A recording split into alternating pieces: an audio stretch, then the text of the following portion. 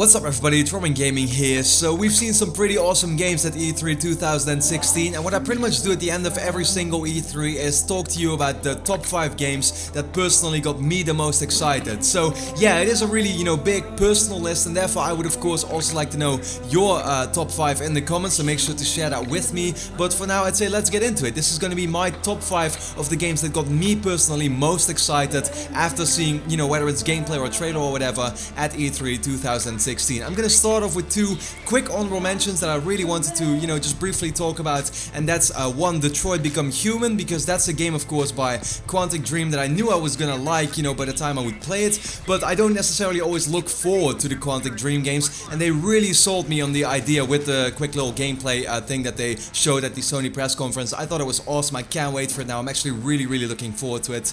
And the second one is obviously South Park: The Fractured Butthole. I mean, the title itself already is amazing, but what can I say? I know I'm not gonna really enjoy that game as much gameplay wise because I already tried Stick of Truth and it is an RPG, and that's not what I enjoy the most out there, but at the same time it was a really awesome presentation, super funny, just plain hilarious, right? I gotta give them credit for that. I'm definitely gonna give The Fractured Butthole, another try when it comes out. So for now, let's simply get into the actual top 5, and at number 5 I'm gonna start off with Battlefield 1. Now this is a game that before E3 I was really looking forward to, and they kind of, I guess they didn't really disappoint me, but at the EA press conference, of course, they barely showed it off at first. It was just this 2-minute gameplay trailer or whatever, where I was kind of like, okay, what did I just see? This was not what I expected. I wanted to see the actual game. Turned out, of course, they were showing it pretty much after the press conference with a full 1-hour event where they had celebrities play it, and there as well I was like, well, this is not the way I wanted to see it, but whatever. What I did see of it though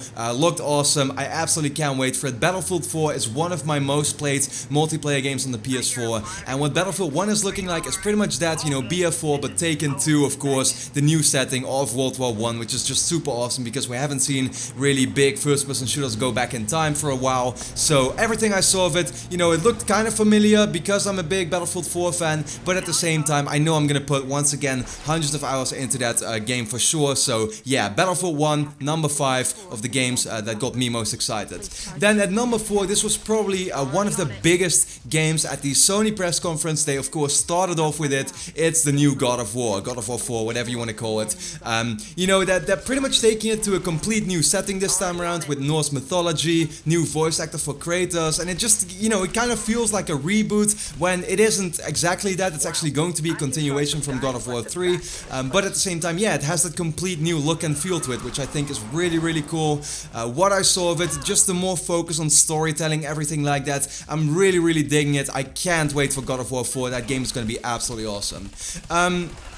Then now at number 3, this was actually a big surprise because I talked to you already about it for a bit. I was really hoping to see Skate 4 this E3, and I knew it wasn't gonna happen, but I was really looking for that game that was gonna be plain fun to play, and in the end I got kind of like a replacement for that because Ubisoft at the end of their press conference announced the game Steep, this open world snowboarding, skiing, wingsuits, I think, paragliding. Yeah, I mean, it is that game that I just talked about that I know I'm gonna play for a very long time. Every once in a while, between playing these big other games, I'll just play Steep for a couple of hours. I know it's gonna be that type of game, and I'm really happy they did announce it because, yeah, now I actually can't wait for it. I think it's gonna be really awesome. Just a lot of fun to play. So at number 3, Steep. Big announcement from Ubisoft for me personally. A game that in a long while I'm actually looking forward to coming from Ubisoft. So, yeah, that's super cool. Then we get into the number 2 actually, and you might not think I would place it that high, but it is simply a game that I saw being shown off at the very first E3 I ever witnessed, where I already kind of like fell in love with it. I was like, oh man, this concept seems so cool. It disappeared from the radar, came back last year finally, and although at the Sony press conference we didn't see more than just a trailer, that trailer was so epic that I literally, I mean, this is right now my most anticipated game of this year still coming up, and that's obviously The Last Guardian. Yeah, what can I say? Just, it is once again that game that focuses on, you know, storytelling in a very specific way, very subtle way at the same time. The bond between the little boy and the giant creature. Now seeing the revelation and stuff that there is actually going to be a second one as well, and what's kind of going to be the deal there. It's really getting to me. Like, I know this is going to be a big emotional story. I know it's going to get to me by the time I play it. It comes out on my birthday. It's doing everything pretty much right at the moment from what I'm seeing, and you know, I really want to play that game and see if it's gonna pretty much live up to my expectations. You know, Fumito Ueda, who has made games like Ico and Shadow of the Colossus that are in people's minds as one of their favorite games of all time pretty much, which I never got to experience myself. This is gonna be my first game from Team Ico, and you know, I'm really expecting something special here. So at number 2, The Last Guardian.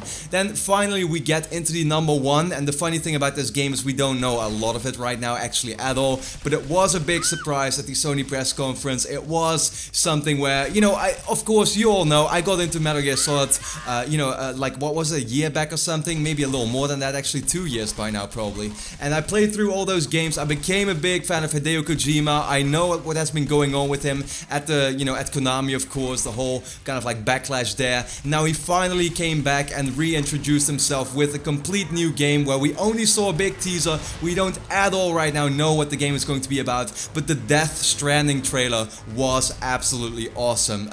You know, just the whole concept of it is really vague, I gotta admit that for sure, and it's weird that we can get so excited for something where we don't even know what it's gonna be about at all, but it is that mystery, you know, and this video is about the games that are getting me excited the most, and Death Stranding, although I don't know what game it's going to be exactly, what I've seen in the trailer, knowing it's a Kojima game, he's gonna be, you know, back completely, and it's still, the game is probably coming out in like 2 or 3 years from now. We're gonna have to wait for a long time, but nonetheless, I'm super excited to find out more of it, and Death Stranding is the announcement that got to me the most, where I now can't wait to start playing the game, and I know, as I said, that we're gonna have to wait quite a while, but I'm sure it's gonna be worth it in the end, and I'm sure it's gonna be quite an experience, and that's always the type of game I'm looking for, the real experiences. So with that being said, this was my top 5. I hope you enjoyed it, of course, and once again, let me know your list, your personal list in the comments of the games that got you most excited watching them at E3 2016. For now, thanks everybody for, of course, sticking around and watching all my coverage. I hope you've been really enjoying it. This is pretty much, I think, going to be it for E3.